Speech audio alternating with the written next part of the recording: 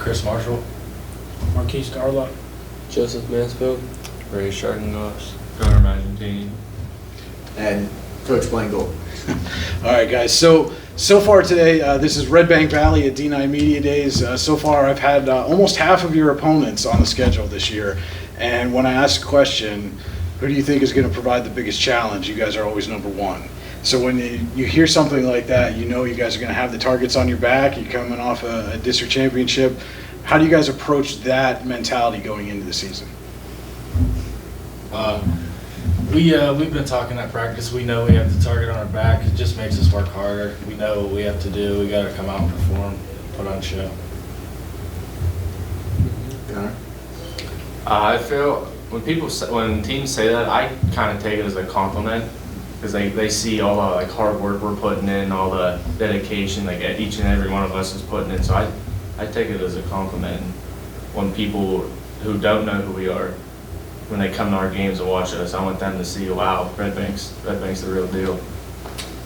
I've done my best to remind these guys that going into next season, none of our opponents are going to care about anything that we did in 2020. Nobody's going to care what we won. Nobody's going to care about All-State or All-Conference recognition.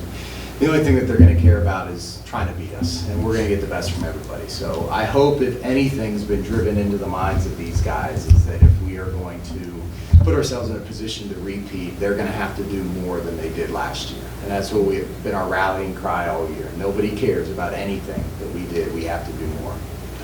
And with that mentality, how do you guys define success this year? I'm not really sure. Winning every game. Every game that we play, on to districts, on to state playoffs, on to week 1, 2. Mm-hmm. Every single week we play, we got to win that game. Yeah, that's what, each senior class, you want to take the program one step further. And I met with these guys and the seniors, and I said, you guys fully understand that if you're going to take the program one step further, what that means. You went to the Elite 8 round of the PIAA playoffs last year, and moving on from that doesn't just happen. It takes a lot of work, and it takes, you can't just talk. We can't just say it. We got to show up every day and do more. And then, obviously last year was just craziness with scheduling and not being able to get your kind of team workouts in the off season. How beneficial has it been as you guys head into this camp, having had all of this off season on more of a normal schedule? What did we do a little different this year, guys? Where did we go? We went in the off season for skill guys. We traveled all over the place for 7-on-7s. We went down to Pitt and all that competition down there, and I feel like that got us better playing against those competition. That way we can transfer that over when we're in our regular season games. We already had that competition, and we're going to be better than we were last year coming into this year.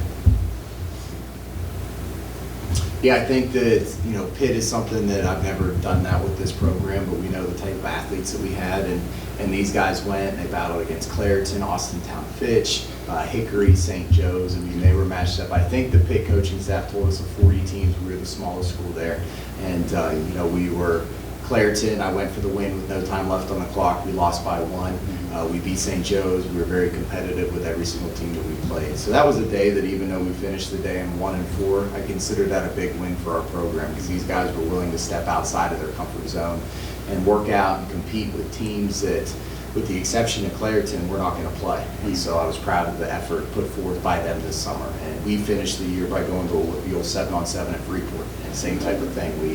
We went 3-0-1, so from the beginning of summer at Pitt to ending the year with the Whitfield tournament. Just really proud of the way that the guys competed this summer. And it's a neat element to have back. We didn't have any of that last year. It felt so odd. I think we did 2 7-on-7s in August. It was fun to get back into that routine of once a week or once every 10 days going somewhere for a 7-on-7.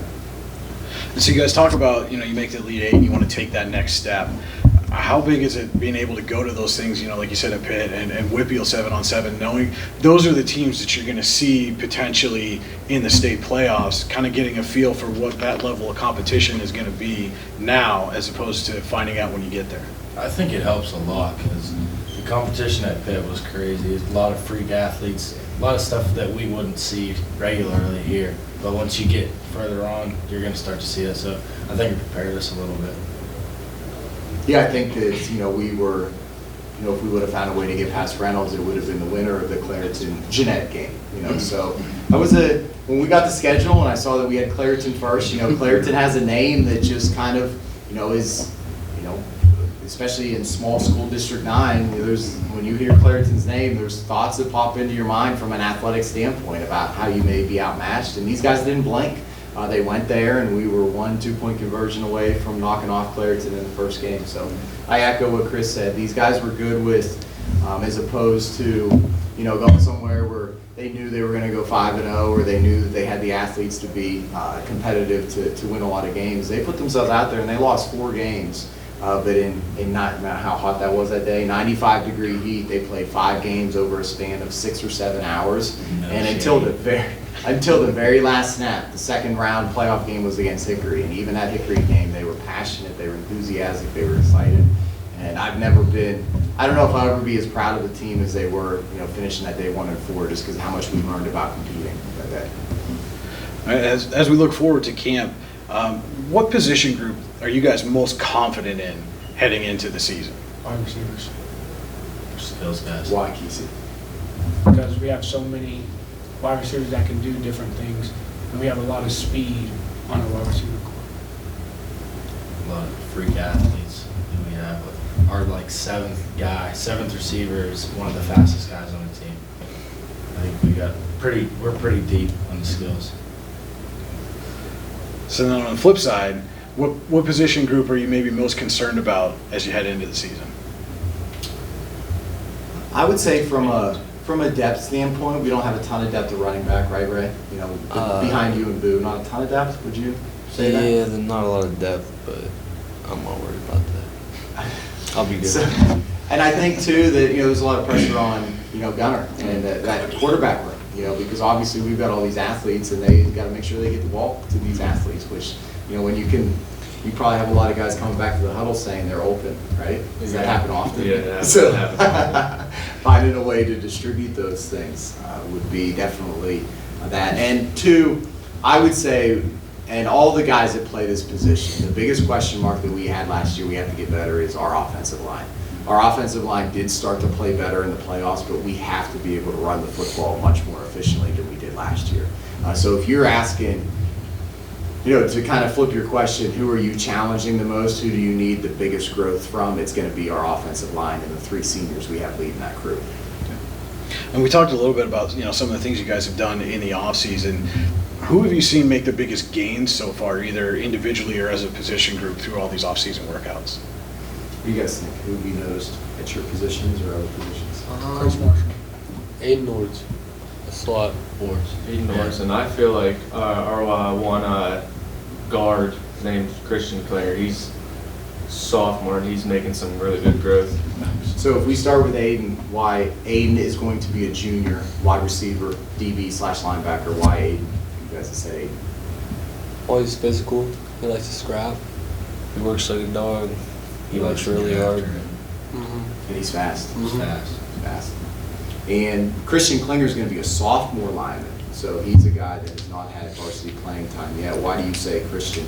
I feel like he's been putting the time in the weight room. Like anytime I go in the morning, he's always the first one in there, last one to leave. He's making sure he's doing everything right, and they're down on the practice field. He's listening to the coaches, wants to take everything in. He's just like a sponge. He wants to know everything, wants to learn everything. Please go to your next station. Okay, we'll wrap this up real quick. 2 more questions. First of all, guys, what are you most looking forward to going into this season? Week 1. We're looking forward to week 1. Week 0, first game, right? So week 0 is technically first game. Week 1. It's week 1. Week 1. Going week 1. They're excited for week 1. All right. What do we say? The only thing that matters is going 1-0, right? Yeah, sure. 1-0. After the next week, if we go 1-0 every week, we're going to put ourselves in a good situation. So we are laser focused on first game going 1-0. Yeah, so that probably answers this question, but we're going to ask it anyway because I asked everybody else. When you look at your schedule, you kind of get back to a normal game schedule week by week this year also. Mm-hmm. But when you look at that schedule, is there anybody on there that sticks out to you, you circle, you say, we know these guys are going to give us a big challenge this week? We really instill that we respect anybody that puts a helmet on. In our scout team meetings, every time we look at it, we look at how can this team beat us, correct? Right? I'm not lying by saying that. We put together a game plan of saying if they do this, this is how they can beat us, so we've got to be prepared for that. So we respect everybody we play. We have, I don't want to say, we put it up on a pedestal, respect more, but obviously, the standard answer for us is we've been smacked in the teeth by who?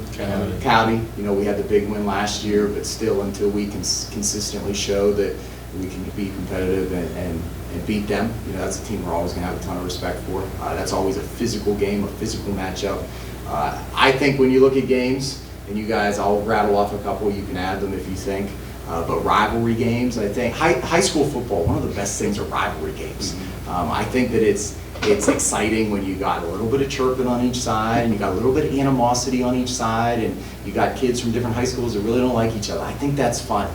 And when I look at our schedule, I think about teams like first game Keystone, that's a rivalry game. I think about teams like Union, that's a rivalry game. Cowdy's a rivalry game. I think about, Smethport. We've had, the last two matchups against Smethport have been dogfights, right? The game 2 years ago at our place when Ethan Hetrick played like a man possessed in the district championship game. So, did I miss, would you sum that up? Yeah, that's good. And I think that, we kick it off with one of those rivalry games with Keystone, right? Chris said that we were excited to start off with that one. Okay. All right, guys, Redbank Valley, thanks for stopping by and good luck to you guys this season. Thank you. All right, thank you.